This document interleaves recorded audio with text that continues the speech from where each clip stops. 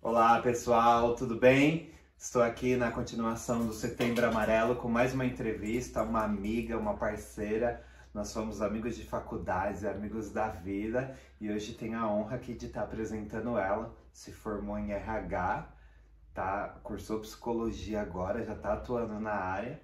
E a Aline, bem-vinda, Aline. Obrigada, muito obrigada pelo convite. É um prazer estar aqui. Obrigada. E também parabéns pela iniciativa, né? Gente, a gente vamos continuar aqui falando sobre o Setembro Amarelo, tá? O mês do prevenção ao suicídio, no qual é um assunto muito importante para se falar e um assunto ainda muito tabu nos dias de hoje. Então a gente vai falar um pouco, conforme todas as outras entrevistas, bem descontraída, aquele negócio do bate-papo mesmo, e a gente vai falar sobre ansiedade e depressão hoje.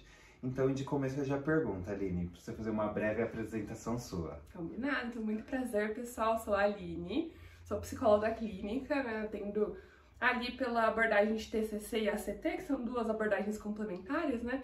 Então, basicamente, essas abordagens, elas visam a gente pegar ali o que o paciente está trazendo de questão e a gente conseguir atuar de uma forma mais ativa, né? Entendendo como aquele paciente pode contornar situações, entendendo como a gente pode ajudar ali o paciente. E também atuo na área de recursos humanos ali com empresas, né? Então, estou aí nessa área há uns 8 anos já. Então, tem sido uma experiência bem legal. É uma bagagem bem grande já. E estamos aqui com a cachorrinha dela, que ela tá com medo, gente. Mas até o final do vídeo ela aparece para dar um oi pra gente. Tá aqui toda curiosa. Pode continuar, Aline. Boa. Então, falando aqui sobre a depressão e a ansiedade, né, que são... Acho que quando a gente fala de depressão e ansiedade, vem muito uma coisa que tá famosa aí nas redes sociais, enfim, que é o mal do século, né? Então, hoje, muitas pessoas conseguem identificar que tem ali sintomas de depressão, de ansiedade, e eu vou explicar aqui mais ou menos o que funciona os dois, né? Que a primeira pergunta até seria isso, né? Depressão e ansiedade, o que são? A depressão, ela é um transtorno caracterizado ali por uma sensação que ela é contínua de tristeza, de desânimo, de apatia. Eu costumo conversar com os meus pacientes que é como se a vida ela perdesse a cor. E como é que a gente pode identificar, né, que tô com depressão ou só tristeza? Porque a gente tem esse sentimento também persistente que é normal do ser humano, que é a tristeza, né? Se você ficar com 2 semanas com esse sentimento de tipo, tristeza, apatia, nada faz sentido, parece. Falta de energia persistente ali também é um sinal de alerta. E a ansiedade, ela é muito característica dos seres humanos. Então, desde ali de antigamente, lá dos nossos antepassados, bem lá de trás, a ansiedade, ela servia pra gente poder fazer luta e fuga. Então, era basicamente, a gente tinha ali um perigo e a gente utilizava a ansiedade pra conseguir sobreviver. E aí uma coisa que é muito interessante é que a ansiedade a gente não consegue extinguir, né? Que ela é natural do ser humano. Então a gente vai ali ter algumas características de transtorno de ansiedade, mas basicamente todo mundo tem ansiedade ali presente. Né? E aí nós temos o transtorno de ansiedade, a TAG, que é a ansiedade generalizada, que são ali quando a ansiedade ela fica muito atenuada. Eu costumo dizer que a ansiedade ela é como se fosse prima do medo ali. Ela é bem parecida. Quem assistiu Divertidamente 2, acho que pode até se identificar que ali eles explicaram muito bem o que é ansiedade. Então, o medo e a ansiedade, eles são muito parecidos, né? Eles servem ali para conseguir proteger a gente de algumas situações. O problema é que quando a ansiedade ela fica muito atenuada, muito atacada, ela pode causar alguns sintomas, né? Então, taquicardia, né? Quer dizer, muito suor. Ela pode dar ali pânico, então a pessoa ela começa a tremer, tem tela preta, tem desmaios. Então a ansiedade ela pode causar ali, além de alguns sintomas, é claro, né? Então a gente pode ficar travada com algumas situações, então, putz, eu tô aqui ansioso, eu não consigo fazer as minhas atividades, por exemplo, por conta da ansiedade. E aí a gente precisa controlar, porque diferente da depressão, que a gente consegue tratar ali, né, a ansiedade a gente precisa contornar, é claro que tem medicamentos também que a gente consegue tratar, para que a gente possa ali viver com ela, já que é algo que todo mundo tem. Muito legal, viu, gente? Olha, uma aula aqui sobre depressão e ansiedade, Divertidamente 3. Aline, há uma relação entre o suicídio, que nós estamos falando no Setembro Amarelo, com as doenças mentais? Sim, tem uma relação que ela é muito significativa, eu diria, entre o suicídio e nossos transtornos mentais, né? Então, basicamente, não é sempre, é claro, que tá relacionado, mas eu diria ali que uns 80% tá relacionado com algum transtorno de saúde mental. Então, ali pode existir várias razões, né? Mas geralmente tá ligado com depressão, com ansiedade, transtorno borderline, por exemplo, algum transtorno de personalidade, que aí as pessoas podem chegar a cometer esse ato. Não podemos generalizar, né, dizer que todas as causas de suicídio foram doenças mentais, mas se fosse para dizer ali numa porcentagem, uns 80% mais ou menos. E aqui pode estar relacionado com vários transtornos, né? Então, com depressão, ansiedade, temos ali algumas doenças como bipolaridade, que podem estar associadas ao suicídio mesmo. Por isso que é sempre bom as pessoas procurar um profissional, né, da saúde, seja ele psiquiatra, psicólogo, para começar a tratar, para não chegar nesse avanço, que às vezes, muitas das vezes as pessoas chegam num suicídio sem mesmo antes ter buscado o tratamento da depressão, da ansiedade, que são umas coisas muito graves hoje em dia, né? Sim. Hoje em dia é muito difícil você ver alguém que não tá tomando um remédio de ansiedade, de depressão. Eu mesmo tomo remédio de ansiedade, tomo remédio para dormir. E são coisas que eu falei que eu nunca ia aderir à minha vida, mas não teve como. Veio e a gente tem que saber pouco a pouco administrando isso, né? Sim. Isso é uma questão que você trouxe que demonstra muita coragem. É importante da gente falar que ainda hoje a gente tem muito estigma em relação à saúde mental. Então, alguns pacientes, eles chegam pra mim com esse medo, tipo, olha, eu tô aqui sentindo algumas coisas que eu não sei lidar e eu não sou maluca, por exemplo, eu já ouvi esse tipo de frase. Então, buscar a saúde mental, eu costumo falar que é a mesma coisa da saúde física. Então, quando a gente tá ali com uma doença, por exemplo, a gente vai procurar ali tratamento médico, a gente vai procurar os tipos de ajuda. E a mesma coisa, é muito, muito importante. Procurar psiquiatra, procurar ali um psicólogo. Cuidar da saúde mental não tem nada de errado e demonstra muita, muita coragem. Inclusive, parabéns por expor esse ponto. Legal. Por isso, gente, sempre procurem um profissional no qual vai ajudar. Seja psicólogo, psiquiatra, um indica o outro. E vamos fazendo esse trabalho muito bonito em conjunto. E a próxima pergunta era até em relação a isso. Por que é que as pessoas não pedem ajuda? A maior parte das pessoas não pedem ajuda, acho que por vergonha, pelo estigma social e até a autoaceitação. Esse passo de você entender, tipo, putz, eu preciso de ajuda, ele demora bastante.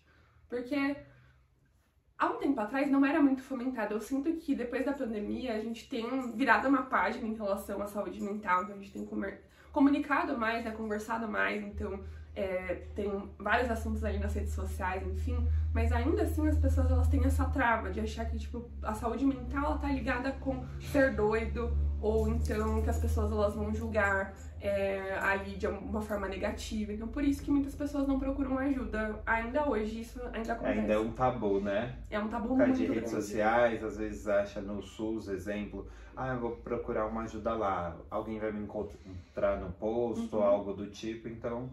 Pessoal, não tenham medo, é uma coisa que te ajuda. Eu falo, se as pessoas soubessem como é bom ter um psicólogo, é a melhor coisa da vida. Sim, isso é verdade mesmo. A terapia, ela muda a forma como a gente vê a vida, como a gente encara os nossos problemas. E não tem nada de errado, porque muitas pessoas, elas chegam pra mim falando, tipo, mas se outras pessoas souberem, não tem nada de errado. Todo mundo tem problema, todo mundo tem suas questões, né? Então não tem nada de errado a gente querer ir ali, seguir rumo ao nosso bem-estar, cuidar da nossa saúde mental, que é algo muito importante. E visando esse contexto todo, depressão, ansiedade, a pessoa procurou um profissional da saúde, seja o psiquiatra, o psicólogo que trabalha conjunto, tem até medicação, tudo ela tá avançando bem. Por que algumas pessoas tentam um suicídio quando elas parecem estar melhores? Isso acontece principalmente, e aí também é muito comum da gente ouvir relatos de familiares, principalmente. A gente, mas essa pessoa estava tão melhor, ela vinha ali de uma constante de saúde mental, e aí, tipo, de estar ali, enfim, né, com uns problemas de saúde mental, e de repente apresentou uma melhora, a energia foi lá em cima, enfim. Isso acontece principalmente porque, na maioria dos casos, a pessoa tomou a decisão de cometer o suicídio, e isso tira um peso das costas dela, basicamente. E aqui é importante dizer que a gente tem muito estigma com pessoas que são suicidas, né? Então a gente tem ali estigmas religiosos, que as pessoas falam que é falta de Deus. Nós temos estigmas das pessoas falar, tipo, você não quer viver, coisas do tipo.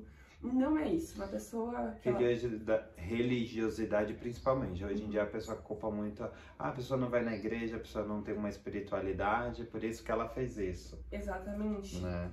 E dentro do contexto religioso a gente ainda tem algumas nuances que acabam agravando, né?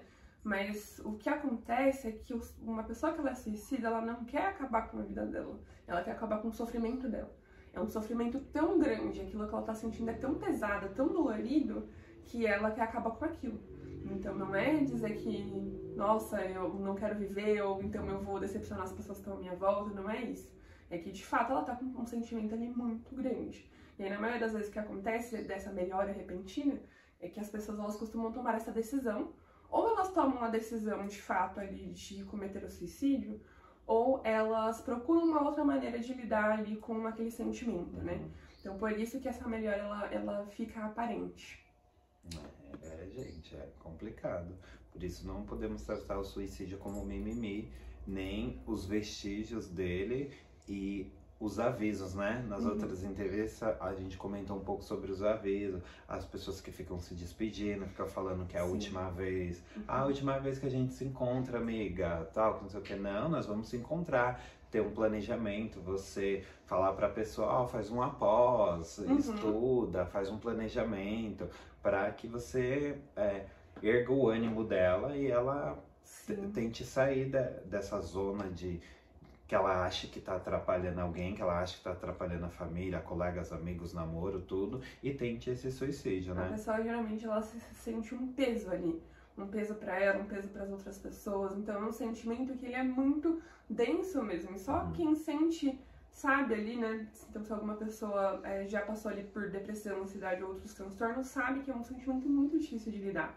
Então a gente precisa, as pessoas que estão em volta precisam ter esse olhar mais atento, esse olhar mais voltado mesmo, porque algumas falas, como você trouxe, principalmente pensando ali em jeitos, né, que as pessoas podem demonstrar, é que às vezes a pessoa, que eu já ouvi pessoas dizendo, tipo, putz, mas quem quer se matar não fica falando, não é por esse caminho. Essa frase é muito dita mesmo. Ela é muito dita e não é isso que funciona. Se a pessoa tá verbalizando pra você que, putz, eu tenho vontade de me matar, eu já pensei em me matar, ou então, como frase, como o Bando trouxe aqui, né, tipo, é a última vez que a gente se vê, ou então, nada faz sentido na minha vida, vamos ficar com o olho mais aberto mesmo, né, pra gente ficar atento a esse tipo de mensagem, porque sempre vai querer dizer alguma coisa, a pessoa não vai falar isso em vão, então a gente precisa observar pra conseguir ajudar essa pessoa, né. Baseado nisso, Aline, é possível prever um suicídio? A gente não consegue prever com certeza absoluta, né, ali, esse tipo de situação, mas a gente consegue ter esse olhar atento ali para alguns sinais. Então, como a gente estava comentando anteriormente, pessoas que geralmente elas verbalizam que elas querem se matar, ou então com outros tipos de fala, né? Nada faz mais sentido pra mim, eu tô sendo um peso, Então ficar mesmo observando a pessoa no seu gesto do dia a dia, porque né? geralmente as pessoas elas vão mudar. Então, se são pessoas do nosso convívio, elas vão mudar de alguma forma ali. Então, elas vão dar indícios, né? Elas vão ficar assim mais apáticas, mais tristes, elas vão chegar a verbalizar de alguma forma. Então a gente precisa começar a ter esse olhar mais atento mesmo. E não achar que é mimimi, né? Não julgar, às vezes exato. Escutar, ouvir mais. A gente tem o hábito muito de julgar. A pessoa começa numa frase, a gente já começa termina a frase julgando. Não, vamos ouvir mais, vamos ter mais empatia, vamos tentar compreender. Tá tudo bem, a gente só precisa ajudar as pessoas. Exatamente, a gente precisa ter essa empatia mesmo. E quando a gente fala em empatia, às vezes a pessoa só precisa de alguém pra escutar ali o problema que ela tá passando, né? Então não ficar com esse julgamento de tipo, nossa, é mimimi, essa pessoa quer chamar atenção. Também é muito comum das pessoas pensarem, não é isso. Se ela tá verbalizando de alguma forma, ou se você já percebeu uma mudança ali no comportamento dessa pessoa, tenta ajudar de alguma forma, que às vezes é o pedido de ajuda que ela tá fazendo ali naquele momento, né? Sim. E falar sobre suicídio, nós falamos já nessas 3 entrevistas, encoraja o ato ou é bom a gente falar? Ou a Viviane e o Felipe falou que a gente tem que saber falar, né? Mas falar sobre o suicídio encoraja o ato ou não é uma coisa desmistificada isso? De fato, a gente precisa ter muito cuidado ali ao falar sobre o tema, mas é muito importante a gente conseguir falar porque tira esse tabu que a gente estava comentando mais cedo, né? Então, a gente ainda tem muito tabu em relação à saúde mental, a suicídio ou a temas correlacionados. Então, quanto mais a gente falar, mais pessoas vão começar a ficarem atentas, que é o que a gente trouxe aqui, né? Então, vão começar a ficar atentas, vão começar ali a entender um pouco mais sobre o assunto. Então, como eu tinha falado anteriormente, desde a pandemia a gente tem fomentado mais. Então, a procura pela clínica, as pessoas têm procurado mais cuidar da sua saúde mental. Então, é muito importante. Claro, de novo, a gente precisa ter ali... busca de profissional, né? Exatamente, a gente precisa ter um tato, é claro, para abordar esse assunto, porque é um assunto sensível, mas é muito importante a gente começar a conversar e tirar esse tabu mesmo. Sim. Que é Até mesmo em escolas, em empresas, em faculdades, em rodas de amigos. Vamos quebrar esse tabu, gente. Vamos falar sobre isso, porque às vezes uma pessoa pode estar passando dentro da casa dela mesma e ela não tem coragem de falar em casa e de repente numa conversa dessa descontraída, ela fala para um amigo, para um colega de trabalho e você consegue ajudar ela. Olha, vamos lá, o psiquiatra, o psicólogo não é coisa de doido, vamos levar lá, eu vou acompanhar você, eu vou te ajudar e você pode, com isso, né, fazer uma prevenção do que possa acontecer futuramente. Exatamente. Né? E quais são os sinais de alarme para o suicídio? Eu acho que a gente tem alguns sinais que são... assim, que a gente precisa ligar realmente a bandeira vermelha, que é principalmente a verbalização, então da pessoa começar a falar, tipo, se despedir, da pessoa começar a falar de morte, ou então realmente falar, olha, eu quero me matar, não sou mais útil, coisas desse tipo. Então isso é um sinal muito grande de alerta, então se alguém próximo verbalizar esse tipo de coisa é muito importante, encaminhar essa pessoa para ela conseguir ter ali alguma ajuda de algum profissional, né? Nós temos mudanças de humor também, que são muito bruscas, assim. Então a pessoa tá ali, dando risada, e aí de repente ela tá ali mais introspectiva, tá chorosa, ou com raiva, alguma coisa desse tipo. Também é um sinal ali de alerta de que alguma coisa não tá indo bem ali, né, na vida dela, enfim, que também ela precisa de ajuda. Nós temos ali também, às vezes, coisas escritas. Então tem algumas pessoas que elas deixam cartas, elas começam a escrever em alguns lugares, então eu diria que esses são os sinais de alerta que são mais, assim, que a gente precisa mais deixar ali a bandeira vermelha mesmo. Né, pra tentar ajudar, né, até mesmo a rede social hoje em dia, você consegue ver muito isso, né, uma pessoa que postava só coisas boas e começa a postar só coisas que chegam a ser depressivas, você perguntar o que tá acontecendo, como pode ajudar, tudo mais, né. Exatamente, essa parte da rede social é muito importante, principalmente ali para adolescentes, por exemplo, que não costumam conversar muito, para pessoas que têm dificuldade de verbalizar. Então, geralmente elas vão demonstrar o que elas estão sentindo de alguma forma. Então, rede social, a pessoa, como você falou, ela começou a publicar coisas que não são do comum dela, ou então tem algumas pessoas que elas compartilham em stories ou coisas do tipo assim, mais reflexivas, aí vale ter essa iniciativa de chamar essa pessoa para conversar, entender se você pode ajudar e procurar realmente uma ajuda para essa pessoa, né? Sim, legal, gente. A gente falou aqui da prevenção do suicídio e iniciamos o vídeo falando de depressão e ansiedade. Quais os sintomas da depressão, Aline? E como a gente pode ajudar? Os principais sintomas da depressão é essa falta de energia, uma tristeza constante, a alteração ali no sono e no apetite. Então a pessoa passa a dormir demais, ou ela passa de dormir de menos, ou ela passa a comer demais, ou passa a comer de menos, por exemplo. Esses são alguns dos principais sintomas que podem aparecer. E aí, como é que a gente identifica que não é só uma crise de tristeza, por exemplo? Esses sintomas, eles passam a ser presentes por mais de 2 semanas. Então a pessoa ela começa ali a se sentir triste, sem energia. Constantemente, né? Falta de apatia, essa alteração no sono, ela acontece. Então, constantemente, ali por mais de 2 semanas, já é um sinal de alerta para você conseguir procurar, né? Para precisar ali procurar uma ajuda, se isso estiver acontecendo com você, né? E onde buscar essa ajuda? Nós temos alguns métodos, né? Então, nós temos ali o CVV, que é o número 188. Gente, não cortando ela. Eu fui, fui buscar sobre esse CVV e eu até liguei lá. é incrível o atendimento deles, incrível, incrível. Vocês têm que conhecer primeiramente o site do Setembro Amarelo, que é www.setembroamarelo.com, e esse CVV, que é o número 188. Você liga lá, você não precisa se identificar, você não precisa falar nada, você vai conversar com uma pessoa. Eu achei isso incrível e é uma iniciativa muito legal. Pode continuar, amiga. Essa é uma iniciativa incrível, e o CVV é o Centro de Valorização à Vida. Então, basicamente, ele serve ali, de fato, para você estar passando por um momento muito difícil, liga lá que eles vão conseguir te ajudar naquele momento, né?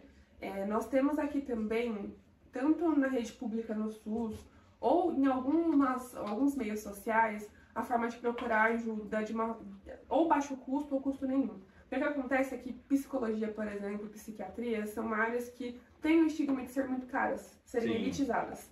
Então, por conta disso, nós temos alguns caminhos hoje que pode contornar ali esse estigma. Então, tem ali o SUS, então você pode procurar uma UBS próxima da sua casa. Nós temos os CAPs também, que ficam ali nas regiões que você também consegue ter esse tipo de atendimento ali psicológico, psiquiátrico. Temos alguns sites, então eu faço parte ali de um site que chama PsyMit, que basicamente é um site que os psicólogos, os profissionais fazem atendimento por um valor social. Então, você consegue procurar basicamente esses caminhos para caber dentro da sua realidade ali e você conseguir procurar essa ajuda. Ah, bem legal, viu, gente? Já anota esse site aí, depois eu pedi para fixar aqui, porque isso é muito bacana. O nosso papo foi muito bom, foi bem descontraído. Igual eu falo, gente, aqui eu busquei profissionais para falar de um assunto importante, um assunto sério, mas um assunto que a gente tem que desmistificar e falar em rodas de conversas em todos os lugares. Então, Aline, a minha pergunta final é para você fazer uma reflexão, um pensamento, alguma coisa sobre o Setembro Amarelo, sobre a depressão, sobre a ansiedade, porque a gente trata prevenção do suicídio no setembro, devido ao amarelo, que foi explicado até lá nas primeiras entrevistas, mas é uma coisa que a gente tem que tratar os 12 meses do ano, né? Uhum. Então, qual a sua reflexão sobre essas doenças mentais, depressão, ansiedade e suicídio? A gente precisa começar a desmistificar essas doenças, principalmente, né? De não tratar algo como vergonha, coisas do tipo. A gente precisa começar a falar mais. Então, você tem uma amarela, iniciativas como a que o Vando teve, elas são muito importantes.